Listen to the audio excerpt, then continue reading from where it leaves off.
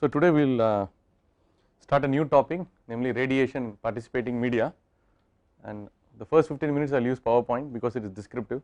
I will make this available on Moodle, so you do not have to copy it down.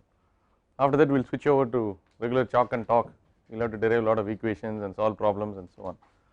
So a participating media is an absorbing, emitting and a scattering medium. You know that any particle which has a temperature more than 0 Kelvin will emit, that comes from Provost's law, so it will emit. Absorption is something different for us. A gas volume absorbs radiation, that is if 100 watts per meter square come, what comes out may be less than 100 watts per meter square. It absorbs certain portion of certain electromagnetic radiation, so that is an absorption. So what it can do further is it can receive the radiation and reflect it in several directions, that is called scattering. Okay, from a volume we call it as scattering, this is called outscattering. Like that there can be inscattering from other directions also. So this outscattering need not be the same in all the directions, so which means it is not isotropic, it is anisotropic.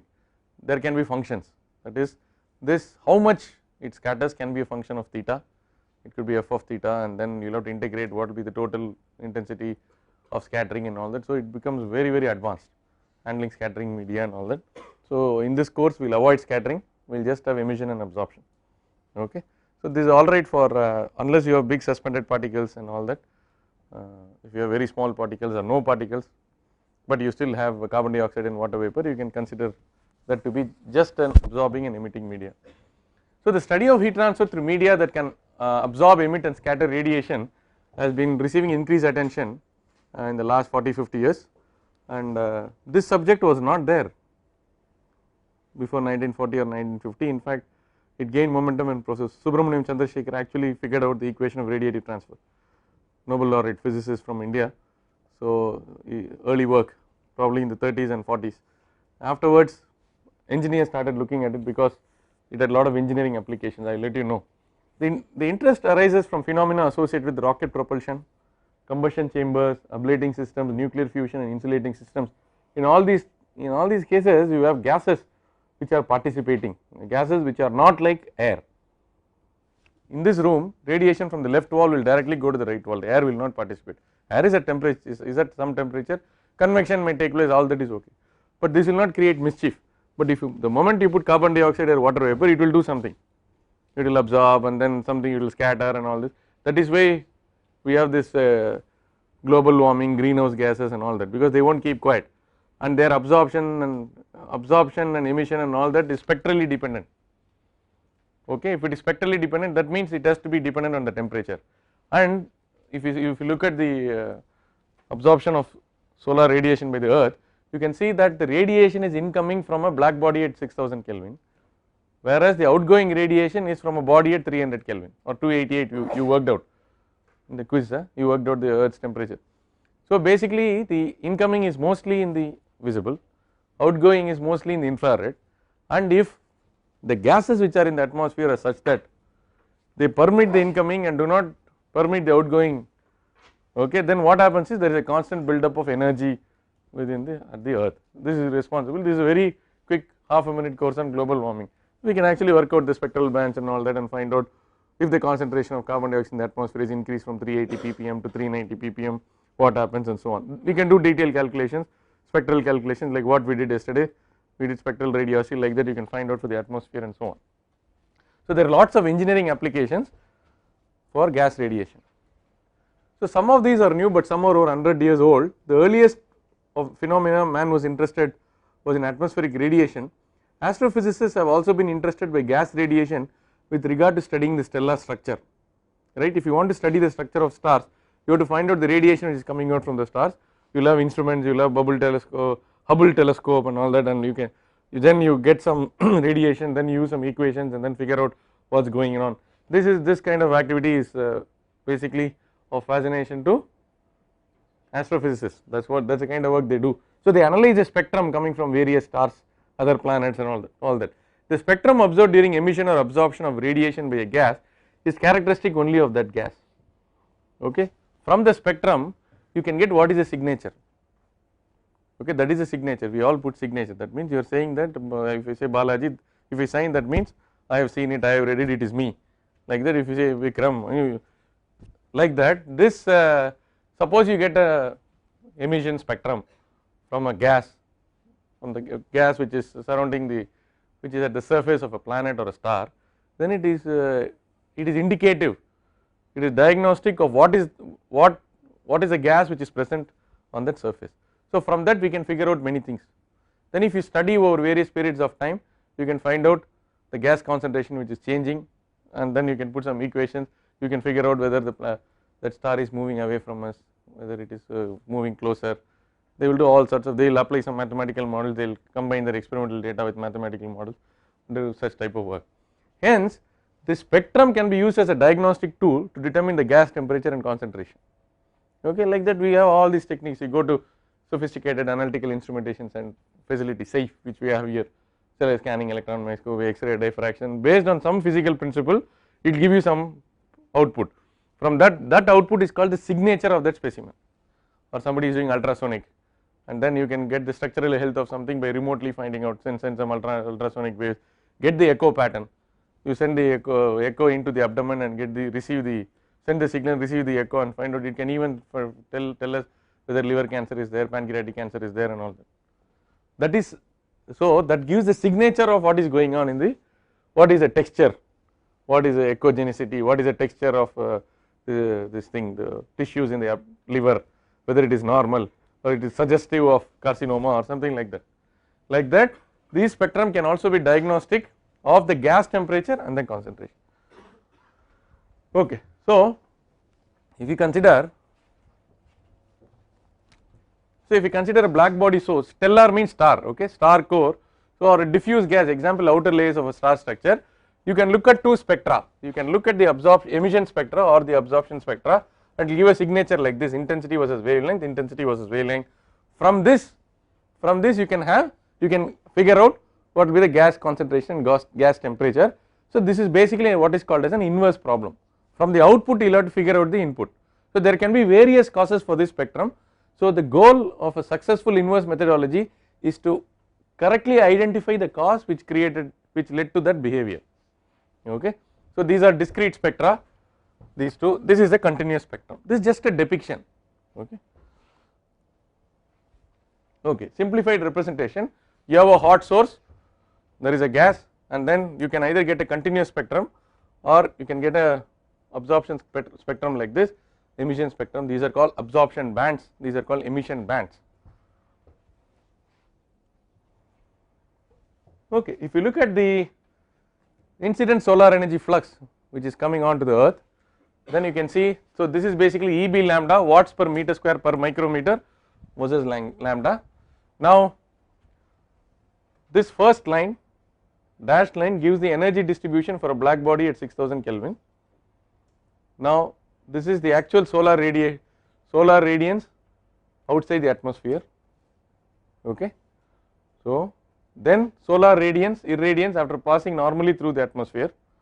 Now you can see that it has got a zigzag variation, because mostly there are absorption bands available, oxygen molecule, right, diatomic, triatomic, oxygen, water vapor, and all this, carbon dioxide bands. Because of this there is a signature. Okay, so you can actually figure out the concentration by having an instrument which will have a sensor which will capture between two particular wavelengths and so on. So you can see that ozone is very much, this ozone absorption is there very much in which part of the spectrum? This carbon dioxide, infrared. Okay, this water is everywhere, that is why this water vapor, you can design an instrument to measure the water vapor by having a multiple channels. In a geostationary orbit you can put a satellite, so it is called a multispectral, instrument. Okay, it is called a multispectral sounder. So the INSAT series of this thing, for which we are also working, next one is INSAT 3D series, which will have 18 channel. We basically want to look at, basically want to get the water vapor and temperature profile, water vapor and humidity. Okay, so we are actually coming out, so the launch will be anytime this year. In passive remote sensing, the radiation emitted from the earth's surface, which is absorbed and scattered by the atmospheric constituents, is measured at the top of the satellite, it is called a top of the atmosphere radiance. The radiation emerging out of the atmosphere can be measured through radiometric sensors placed on satellites. It could either be polar or geostationary. The intensity itself is a matrix consisting of spectral intensities, that is you can measure it at, just like yesterday we saw with various j lambdas, you can get the j lambda or the q lambda as a function of lambda. It will not be as a function of lambda, it will be at discrete values of lambda. The inverse problem of radiative heat transfer is concerned with what are the atmospheric constituents which gave rise to this q lambda at various lambda. So what will be the logic? You will assume some atmospheric concentration, solve the equation of transfer and find out q lambda at various spectral at various lambdas. You will match your prediction with what is observed by satellite. Generally it will not agree, then you will iterate, you will give a new guess, you will keep on guessing till they match closely. So this guessing is easier said than done. What I told you in one word as guessing is the field of inverse problems. Okay, how do you scientifically guess? That is inverse problems. There are so many things, Bayesian inference, Markov chain, Monte Carlo, hybrid Monte Carlo, so many regularization, Tikhonov regularization. So whole big field of inverse heat transfer is there. Okay, there are journals specifically devoted to inverse problems in science and engineering. There is one journal. Okay, what about gas radiation in industry? Gas radiation finds application in furnaces, carbon dioxide and water vapor or combustion products. They are significant emitters and absorbers. These gases are found in furnaces, combustion chambers, IC engine. They are also there in IC engine. Okay, gas radiation is also important in IC engine where the flame temperature can reach a few thousand Kelvin. Also the one important thing is there is also soot. Okay, there is also soot in the IC engine products of combustion. Soot also is luminous. Okay, so soot also contributes to gas radiation. How do you handle soot? So some group of scientists have worked soot modeling. That is another separate field. There are some big stalwarts in Chalmers University, Sweden and all that, where whole lifetime they have done soot modeling. Whole lifetime they wrote lot of things. All your commercial codes, all the codes will use this. The moment they are found to be inaccurate, somebody's code is found to be more accurate, that will be incorporated. That is how science and technology progress. So if the origin of all this is basically the classical problem of radiation from molten glass in a furnace. So glass making is glass blowing is basically a very traditional and very old technique.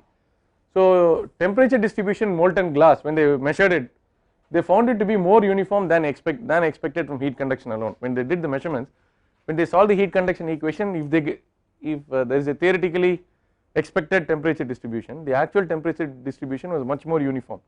Then they started investigating why is it like this, why is the conduction equation not able to satisfy this accurately. Then they thought that convection is the culprit. There may be some convection at the boundary, then you put Q is equal to HA delta T minus K dt by dx is HA delta T at the boundary and all that. They could not get agreement. Finally they found out within the glass itself has got an emission and absorption characteristics, and therefore you have to integrate this conduction with the equation of transfer. Okay.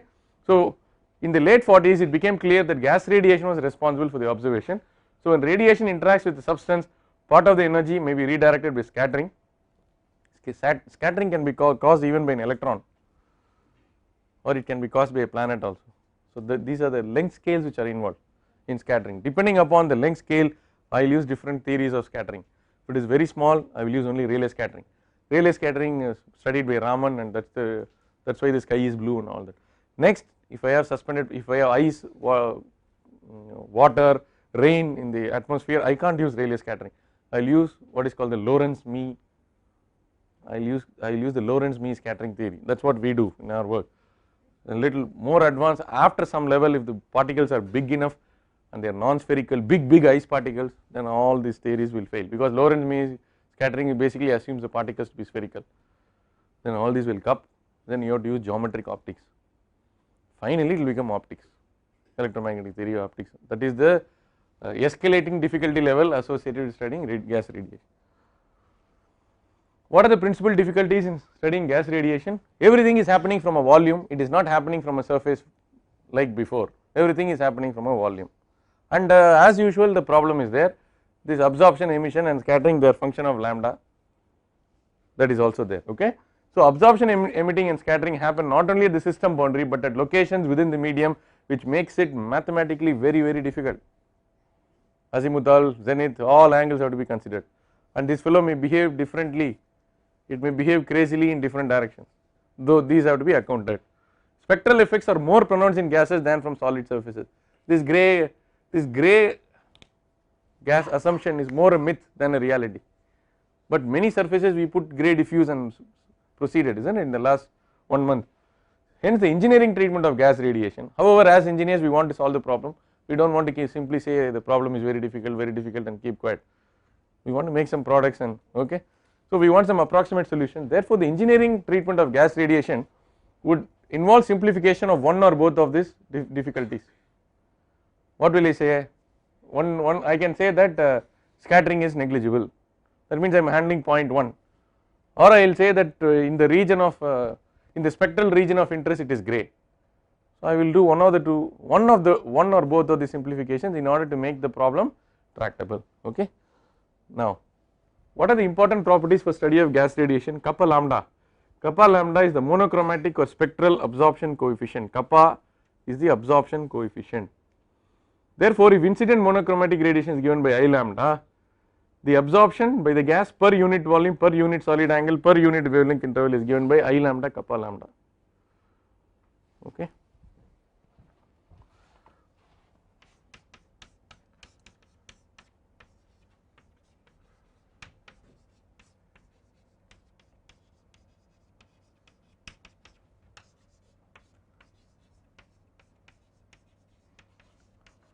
Watch this, watts per meter cube per micrometer per steradian.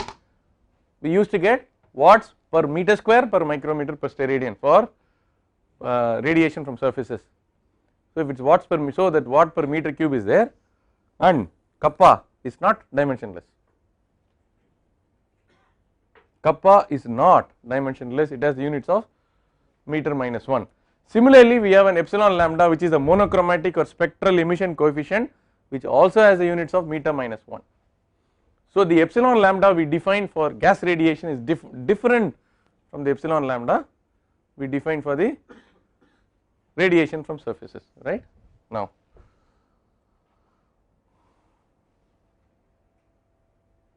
okay, the emission by the gas per unit volume per unit wavelength is, so this is absorption.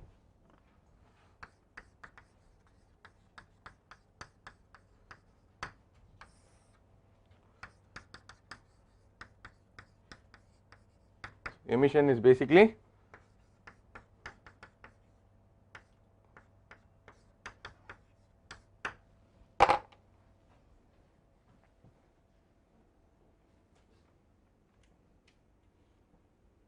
watts per meter square per micrometer per steradian into 1 by meter. It is also watts per meter square, sorry, watts per meter cube per micrometer per steradian. Now we will move on to the equation of transfer.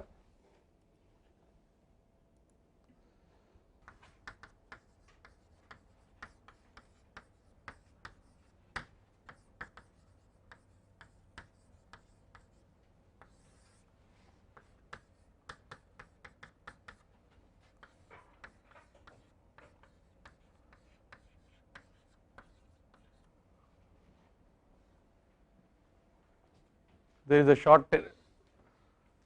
short form from also known as, right? Huh? No, that is okay. There is a short form for also known as okay, AKA. Okay. So we are not worried about the short form of AKA, the long form of RTE. The long form of RTE is radiative transfer equation.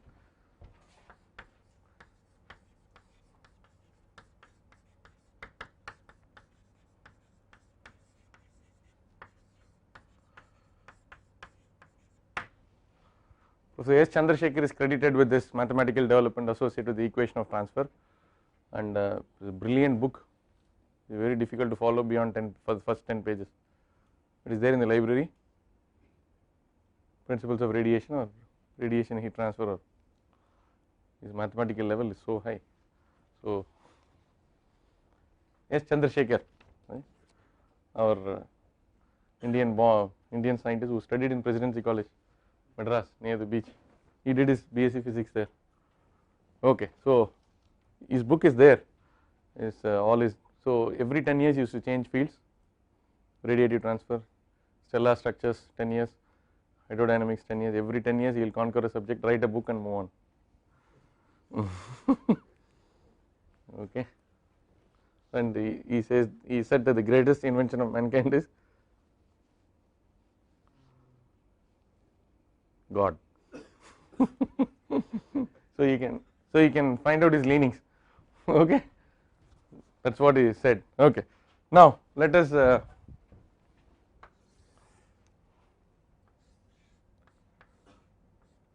this is our gas volume, cross sectional area is dA, this is ds,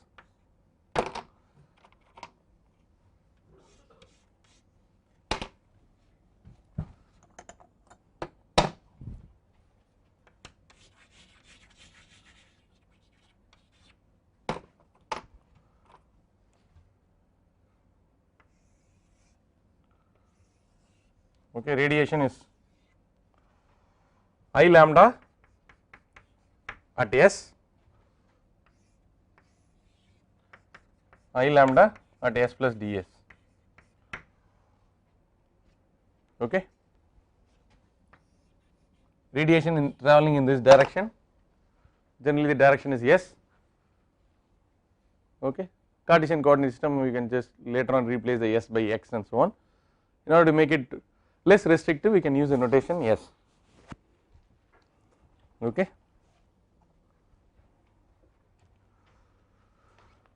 So some I lambda is coming and it is going out. Okay, so it is basically going through a distance ds. Okay, the area dA is normal to the direction S. Okay, the radiation is traveling in a direction normal to the area. Okay, now we are trying to find out what is the rate of change of this intensity, what is the rate of change of the intensity of the radiation when it is passing through this gas volume. That we can write it using calculus dA by d lambda whatever. Then we have to find out this rate of change of intensity not being equal to 0 is because of what all factors. We are neglecting scattering, there could be only two things. There could be absorption within the gas volume and there could be re-emission from the gas volume. So the balance between emission and absorption will lead to this dI lambda. If you write this equation, write these 3 steps, that is the equation of transfer.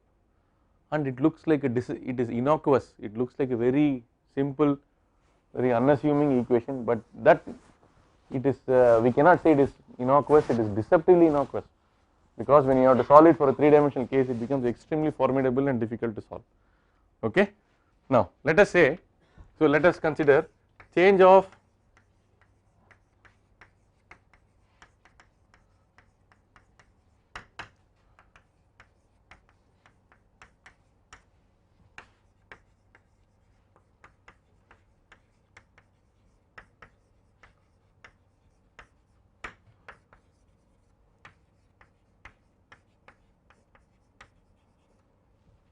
intensity when passing through the gas volume is I lambda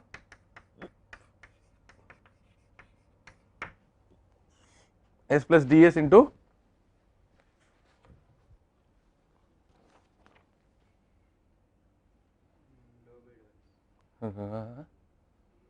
I lambda has got the units of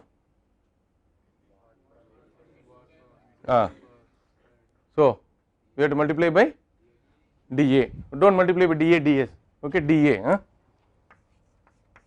minus, correct, what is going out minus what is coming in.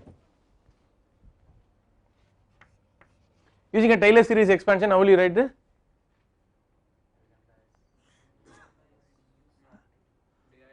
dI lambda by ds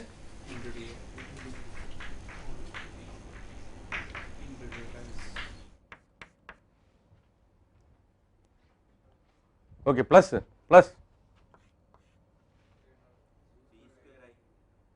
higher order term,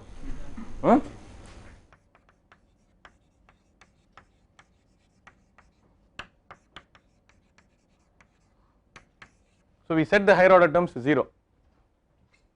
That is the error associated with this approximation. If the ds is very small, this approximation is alright. Now energy absorbed by the gas.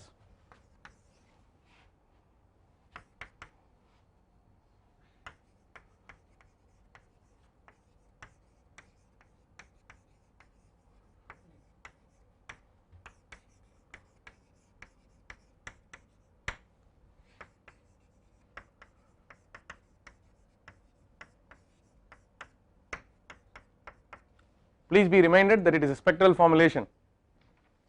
I am retaining by watts, I am retaining the watts per micrometer per steradian, it is a spectral formula.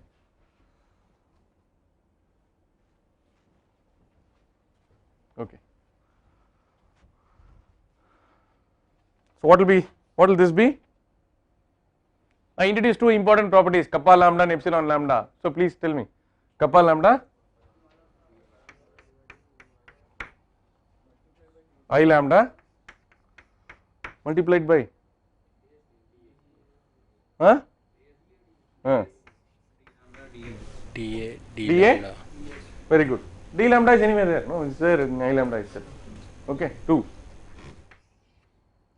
We looked at energy absorbed, we also look at energy emitted by the gas volume.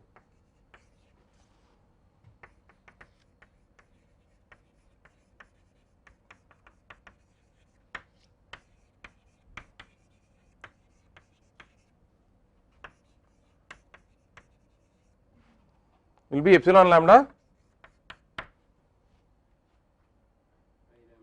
not I lambda, come on.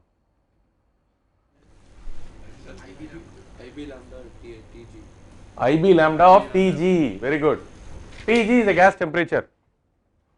The intensity I lambda need not be related just to Tg, intensity I lambda is coming into the gas volume, it can be from somewhere else, but what it emits will be completely dependent on its temperature, correct? So epsilon lambda, no, don't leave the other things, into dA ds.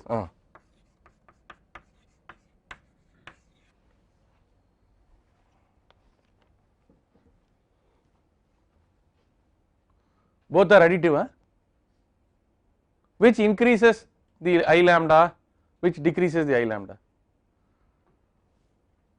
I lambda increases with epsilon lambda and decreases with kappa lambda. Yeah, with the absorption the I lambda will tend to decrease as the radiation passes through the gas volume, but this will be compensated by the emission from the gas. Therefore, if you have to do this, if you have to do an energy balance, this dI lambda by ds will be equal to this minus this, correct? Okay.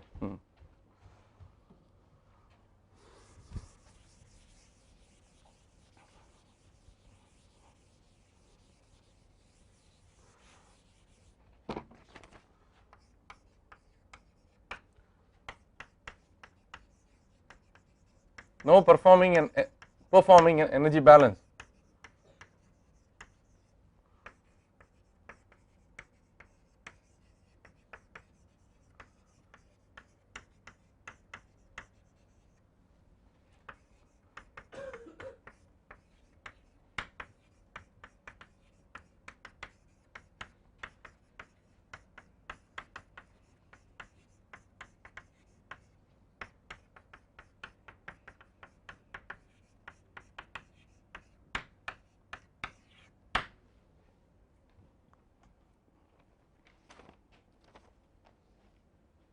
You can cancel dA ds throughout.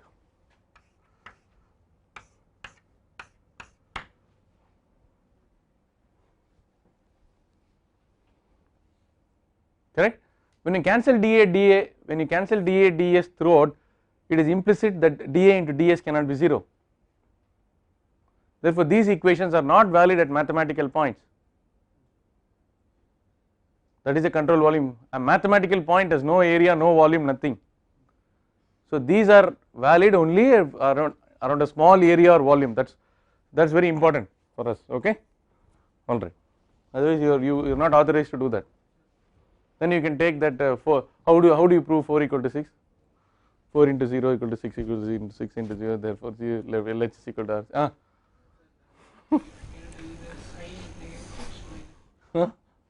What is that? No, you tell me. When it is absorbing, I am saying that I lambda will decrease. Okay, I have a sheet of water, I am shining radiation on this. Obviously, as the radiation goes through, the bottom layers will get less radiation. In that case, what will happen to I lambda from the surface? It will exponentially decay. Correct? So it decreases the intensity which is coming out because some of it is absorbed. If 100 enter, 95 comes out, 5 is held back. But that 95 can be compensated by it can become 97, 98 or even 105 if there is an emission from that gas. Correct? What is that? That is a change, yes. Okay. Now therefore,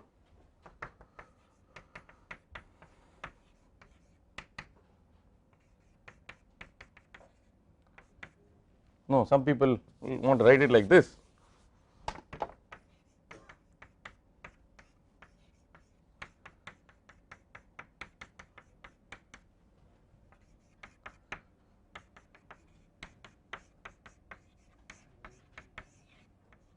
Yeah.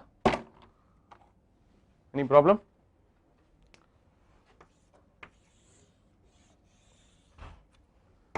This is the RTE equation. RTE. This is the so called radiative transfer equation. Yeah. You have to have in-scattering and out-scattering. So dI lambda will be equal to dI lambda by ds will be equal to emission minus absorption plus out-scattering minus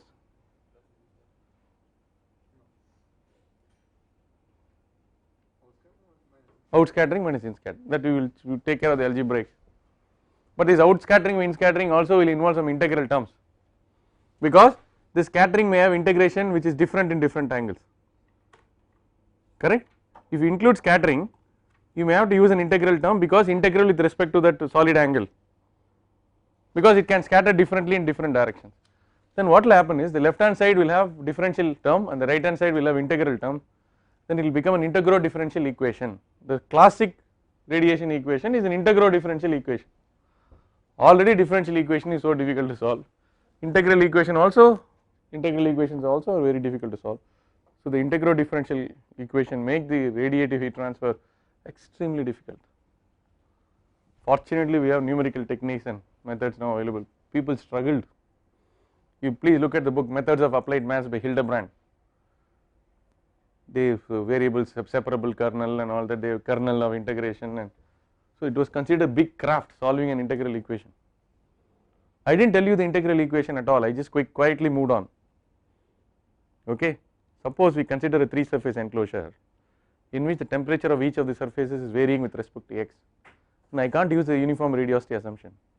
If I cannot use the uniform radiosity assumption, I have to divide each surface into subparts, and then I will have jx dx, or j1 itself will have several things. Therefore, instead of summation I have to use that integral. Therefore, the radiosity equation which I told you, where I put j equal to epsilon sigma t to the power of 4 plus 1 minus epsilon sigma fij jj will be integral. So the radiosity equations per se or by themselves are integral equations. I did not want you to get scared. So when I learned it as a student, Professor SPV taught me all this integral equation. Exam questions were there, that integral, how to solve kernel. There are 2 types of integral equations, integral equation first kind, second kind, Volterra integral, Fredholm integral. There is a separate field. I do not teach my students all this now. You can straight away put sigma and use Gauss-Seidel method and proceed. Okay. So radiation is very deadly. Okay.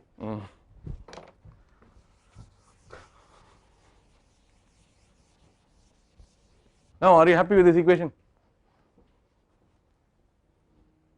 Okay, it is fine, it gives you the rate of change of this thing, blah blah whatever, but I am having 2 properties. We try to do something where we relate the properties, right? Previously we tried to cut down the number of properties we want to independently evaluate. Can we do something like this? So I will do a small trick. Let the gas be contained in an isothermal enclosure. I will put forward an argument like this. Let the whole gas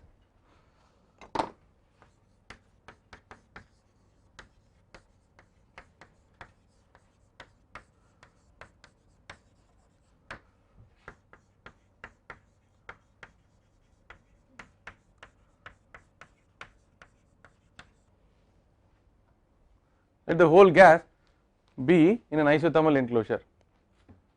Then what is the story now? At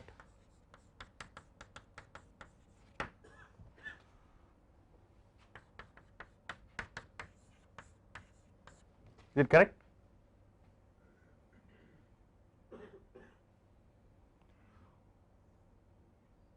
What is the funda involved in an isothermal enclosure? Gas and wall all are at Tg. I lambda, anywhere at any point will the radiation be the same? Is it an isotropic radiation? Even if it is not black, the surface it's multiple internal reflection. So the I lambda is not a function of S. If I lambda is not a function of S, what is di lambda by ds? Dhaval, you are not following. What I am saying is, if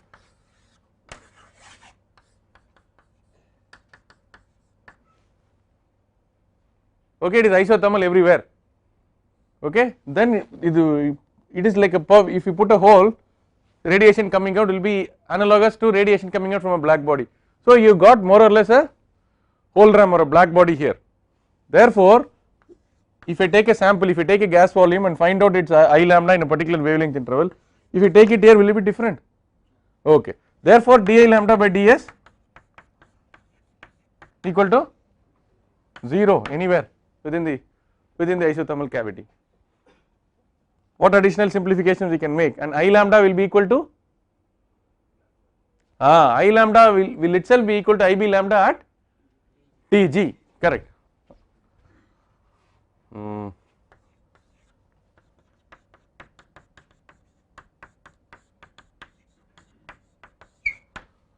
Therefore, 0 equal to no.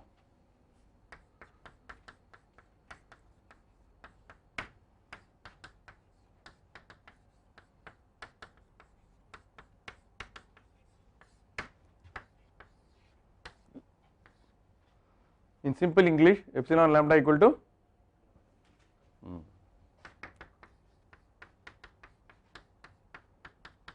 what was this law? Kirchhoff's law, correct.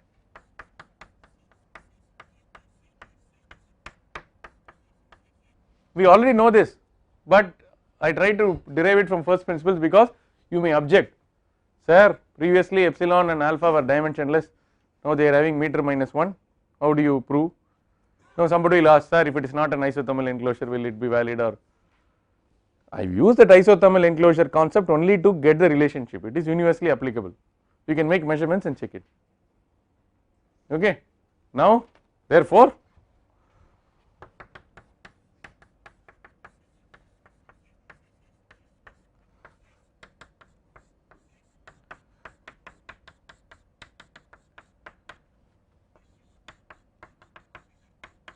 no.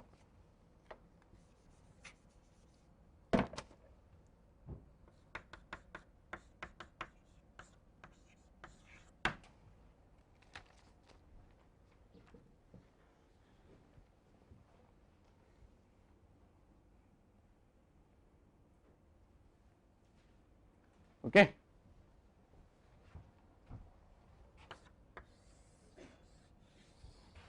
This is the RT equation.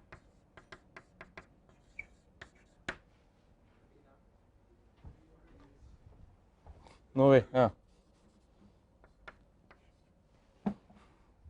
Di lambda by ds, correct? Did you make more mistakes? Yeah, it's okay. Don't assume that this equation is for the isothermal cavity. Isothermal cavity there is no RT, man. Isothermal cavity I lambda is constant everywhere. Why do you solve RT? You solve an RT, you write an RT and solve it because I lambda is changing. We want to find out what happens to I lambda when it goes through some gas volume, right. So you can see it is formidable. Hey, it looks so simple, sir, it is only di lambda, it is after all ordinary differential equation and note now when you actually the next class you will see the mathematics which comes out of it. It will lead to something, it will lead to an integral which cannot be evaluated. And then people invented what is called the exponential integral function. This simple equation will lead to so many complications that we will see in Wednesday's class, okay. But before that, I want to give you a sneak peek into what happens when the absorption is much more important than the emission. Okay. So let us consider a case. I will look at an asymptotic case. We still have 5 minutes.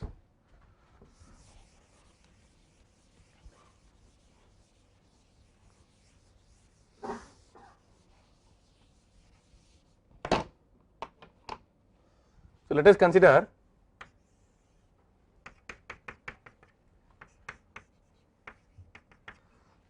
a wall. Okay, let us consider a wall which is black. It is at a temperature Tw. Then it is surrounded by this. There is this gas at Tg. Okay, this radiation is coming out of the wall. Okay, so the radiation which is falling on, let us say I have a receiver or a receptor, the radiation falling on this which is at a length L will depend on two things, or it is made up of two contributions. What are these two contributions? The first contribution is the radiation from the wall which is given by sigma Tw to the power of 4 by pi. Okay, that is I lambda, that is I. So I lambda, so the sigma T to the power of 4 by pi which is originating from the wall, which is modified or attenuated by the presence of this participating media, and which eventually reaches this. That is not the only radiation which is arriving at this, there is also the radiation from the gas which is arriving at this. But what will happen is the radiation falling on this can also arise from this portion of this wall, so it could be at an angle. So we have to derive the formulation for a general angle theta, and then when theta is equal to 0 it is for the normal angle. Okay, now slowly I am introducing the complications. We will work this out in the next class, but now I want to look at this simplified case.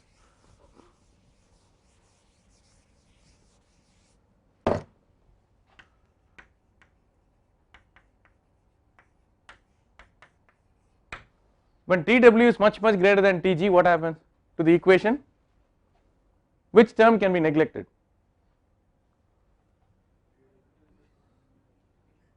The epsilon lambda Ib lambda Tg is much smaller compared to the other terms in the equation, because the emission component is very less. Okay, I have a 1000 Kelvin wall and the gas is only at 300 Kelvin. Okay, when RT becomes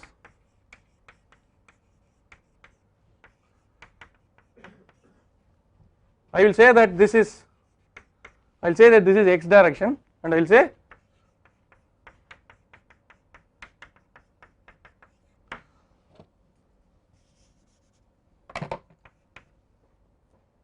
uh, 10, therefore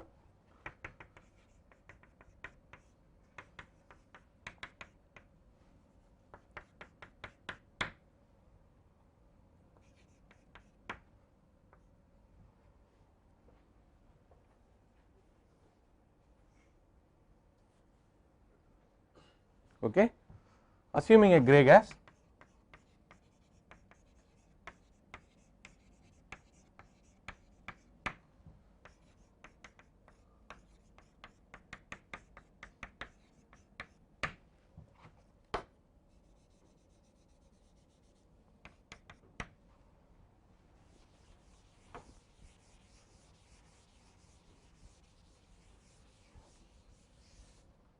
so if we integrate I equal to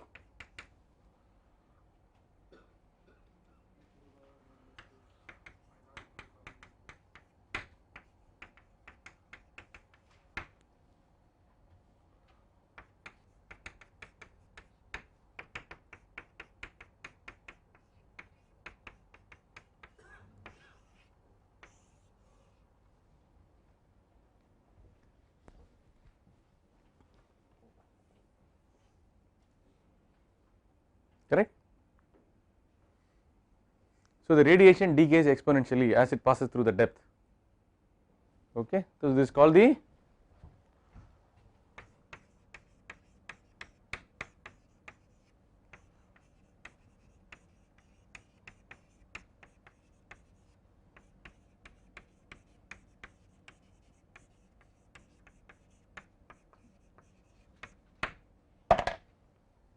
This is called the Beer's law or the Beer-Lambert's law or the Lambert's law.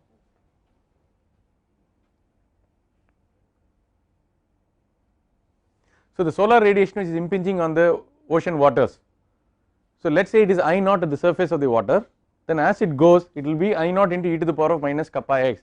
So as you go to the bottom layers of the ocean, the radiation which is received at the bottom layers of the ocean is much less compared to whatever is received at the top. Because the radiation received at the bottom is much less, the bottom layers are at a temperature which is lower than the top layer. Therefore the top layer will be at 30 degrees, the bottom layers, the temperature, for example, at 1 kilometer it may be something like 1 kilometer depth, it may be something like 10 degrees centigrade, okay. And then this is a stable temperature gradient because the warmer and lighter water stays at the top. This is also responsible for maintenance of aquatic life and all that. And then if you exploit this temperature difference, you have what is called the ocean thermal energy conversion, called OTEC, okay. And you can see that it is very difficult for organisms to survive deep below because no light is not available for photosynthesis, okay. So some simple radiative transfer equation can be used to explain so many phenomena, okay. But this is because the radiation is coming from black body at 5800, you do not worry about epsilon lambda IB lambda of Tg because that is only ocean temperature, is about 300 Kelvin or something, okay. But in the general case, when the gas emission cannot be neglected, then we are in trouble, then the integration becomes very difficult if you want to evaluate the heat flux. I will introduce the exponential integral function, I will give you tables and you have to use these tables to compute the heat fluxes, okay.